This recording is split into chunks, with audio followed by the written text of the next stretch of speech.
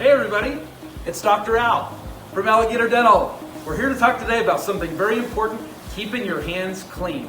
Welcome to the germ-infested place of the world, the dentist's office, where there are germs everywhere. And how do we keep ourselves clean and healthy? By keeping our hands very clean and healthy.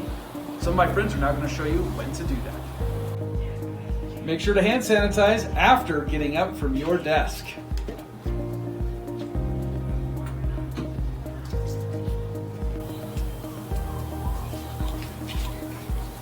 Make sure to hand sanitize after you touch your face or your mask. And especially remember, after you touch a door.